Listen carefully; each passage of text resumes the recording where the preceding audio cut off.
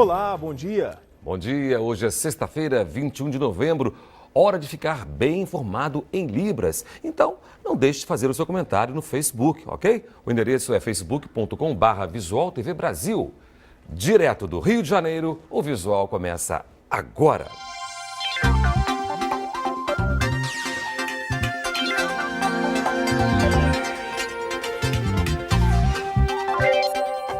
O mundo tem o maior número de jovens na história. Pois é, e 1/3 vive abaixo da linha da pobreza. Os dados fazem parte do relatório divulgado pelo Fundo de População das Nações Unidas. Especialistas defendem um investimento na juventude para promover o desenvolvimento social e econômico. Ronaldo mora na cidade estrutural, a 15 quilômetros de Brasília. Ele tem 20 anos e acabou de terminar o ensino médio. Com a ajuda de programas do governo, sonha em fazer faculdade de jornalismo. Não é só a educação que precisa ser mudada, a saúde precisa ser mudada, né? Infraestrutura para os jovens, mais curso para a juventude, né? Que hoje em dia a juventude assim está entrando com gosto assim, no mercado de trabalho. Já existem em todo o mundo 1 bilhão e 800 milhões de jovens entre 10 e 24 anos de idade. É a maior quantidade em toda a história, mas 1/3 deles vive abaixo da linha da pobreza, com menos de $2 por dia, e 60% estão sem trabalho e fora da escola. Estudiosos que participaram da pesquisa apontam que é possível obter avanços sociais e econômicos expressivos ao se investir na juventude. Isso deve ser observado principalmente nos países em desenvolvimento, onde vivem 9 de cada 10 jovens no mundo. Mas é preciso ter pressa, porque pode ser uma oportunidade única. Essa oportunidade é chamada de bônus demográfico, que acontece quando as famílias passam a ter menos filhos e se vive mais tempo. Com isso, aumenta a proporção de pessoas em idade de trabalhar em relação a crianças e idosos. Nunca antes o país contou com tantos jovens, são 51 milhões de jovens hoje, sendo necessário, portanto, investir nessa população jovem para que não apenas se garantam os direitos desses e dessas jovens, mas que também a gente possa aproveitar o potencial produtivo e, portanto, impulsionar o crescimento econômico do país. O Brasil é o 7º maior país em número de jovens. O relatório cita os programas de transferência de renda brasileiros como exemplos para o mundo. O principal ganho que nós temos com o Bolsa Famílias está garantindo às nossas crianças em sala de aula, por exemplo. O Brasil tem que aproveitar esse bônus demográfico, né? Tem que aproveitar que tem uma população jovem e o Brasil precisa melhorar sua produtividade, garantir e ampliar os direitos. Eu acho que a educação é o principal caminho.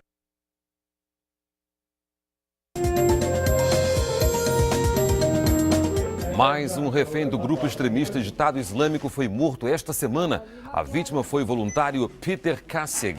O americano de 26 anos trabalhava em uma organização humanitária na Síria. Ele foi sequestrado no ano passado. O presidente americano Barack Obama chamou o assassinato de um ato de pura maldade, realizado por um grupo considerado desumano por todo o mundo. Pelo menos um francês foi identificado entre os extremistas que aparecem no vídeo. A informação foi confirmada pelo promotor de justiça de Paris.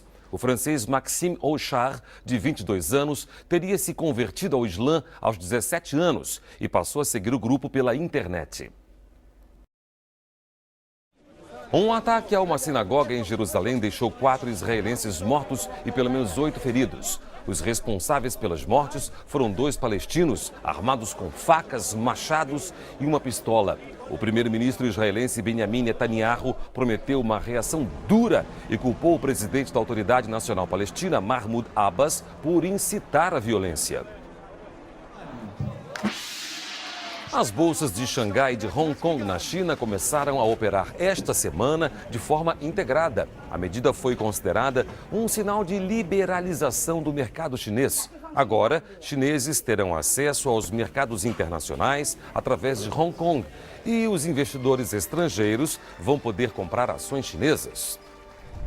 Uma imagem impressionante de um clarão na Rússia circulou esta semana na internet. O vídeo foi gravado na última sexta-feira no centro-oeste do país por câmeras de segurança de um carro.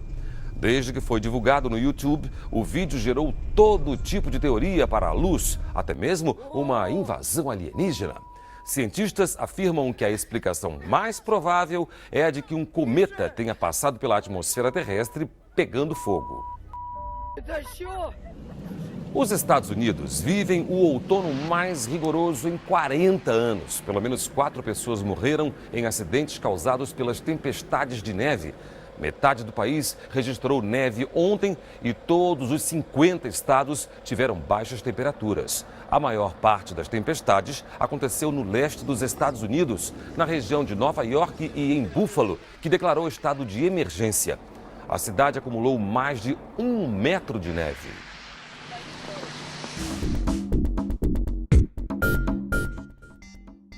Búfalo, camelo, canguru, jacaré. Então, vamos revisar os sinais? Búfalo, camelo, canguru, jacaré.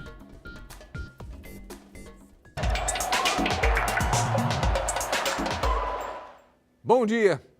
E um fim de semana com decisão. Sim, decisão da Série C do Campeonato Brasileiro. Amanhã, a partir das 4h30 da tarde, o grande jogo. Paysandu e Macaé. É a grande final, é o último jogo desta Série C, que a TV Brasil vem acompanhando desde o mês de maio. Na semana passada, no primeiro jogo, houve um empate em 1-1 na cidade de Macaé. O que pode acontecer amanhã? Um empate em 0-0 dá o título ao Paysandu. 1-1 vai para pênaltis. Qualquer outro empate, o Paysandu fica com o título. Evidente também, quem vencer acaba sendo campeão, pois houve um empate na primeira partida. É um jogo que promete muita emoção. O Paysandu joga em casa, vai ter o apoio de sua torcida. Certamente mais de 40 mil pessoas estarão no estádio. O Macaé fez uma boa campanha nessa fase final. O Paysandu também. É um jogo muito equilibrado e o fator campo pode ser um lado fundamental para a equipe do Paysandu. Mas o Macaé soube tirar bom proveito, soube aproveitar também o fato de ter alguma vantagem, buscar bem um contra-ataque, uma equipe bem treinada, bem movimentada. A verdade é que uma decisão imprevisível, qualquer resultado pode acontecer, é evidente, é um jogo totalmente aberto, um jogo franco, e você vai ver esta grande final aqui na TV Brasil. Amanhã, a partir das 4h30, horário de Brasília, tem o pré-jogo. E às 5 horas, a grande final da Série C aqui na TV Brasil, Paysandu e Macaé. Para você, um grande abraço e um bom fim de semana. Viagens, equipamento, fazer esporte também tem um custo, viu? E os atletas brasileiros têm recorrido cada vez mais a uma maneira diferente de cobrir as despesas. É o financiamento coletivo. Imagine um mundo em que não são os patrocinadores que bancam um atleta ou um time, mas sim os fãs. Pois é, esse mundo já existe. As chamadas vaquinhas da internet são a nova maneira de ajudar aqueles que não conseguem o apoio tradicional. No futebol americano, o Botafogo Reptiles já recorreu a essa solução. O time está em meio à disputa do torneio Touchdown, o campeonato brasileiro da modalidade, e se viu diante de uma situação complicada. Nós calculamos todos os custos dos trajetos que a gente poderia percorrer pelo Brasil afora, enfrentando os times de outros estados. Então a gente viu que a gente tinha chance de poder ir para Espírito Santo, São Paulo e Santa Catarina. E quando a gente se deparou com essa possibilidade de ir para Santa Catarina, a gente assustou com o valor que a gente teria que gastar. 15 mil. Esse é o valor que o time calculou que vai gastar caso chegue até a decisão. A esperança de conseguir ajuda é refletida na confiança nos bons resultados. A gente nunca pode imaginar que nós vamos perder. O nosso planejamento é com a vitória, é chegar no título e levantar o caneco. Agora, outros times que disputam o título com os Reptiles criaram as próprias vaquinhas, sinal de que o problema não é pontual. Tudo isso se deve ao fato do esporte ser amador e ter a falta de patrocínio para esportes amadores no Brasil. E se engana quem acha que o financiamento coletivo, a vaquinha, é só para quem ainda está procurando um espaço. Alguns campeões também têm precisado dessa ajudinha. O exemplo mais emblemático é o da campeã olímpica Malren Magi, No começo do ano, ela ficou sem patrocinador e conseguiu pela internet mais de R$44 mil em doações. Recentemente, as próprias jogadoras da Seleção Brasileira Feminina de Futsal, tetracampeã do mundo, também pediram colaboração para viajar para o próximo campeonato na Costa Rica. Ricardo Barghini, tricampeão brasileiro de fisiculturismo, é mais um nessa lista. Ele também é professor de física e foi dos alunos que veio a ideia de entrar em uma vaquinha. Os meus alunos queriam fazer uma vaquinha digital para mim.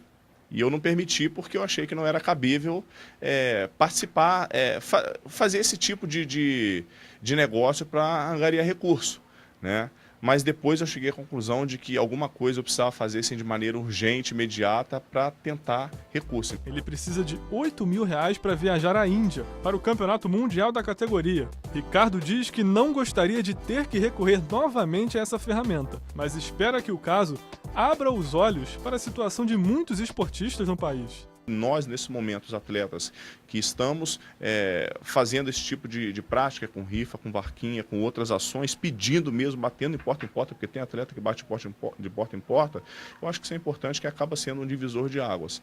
E eu acho que o Brasil, ele merece sim ter sucesso no esporte, mas antes disso, ele precisa respeitar o seu atleta.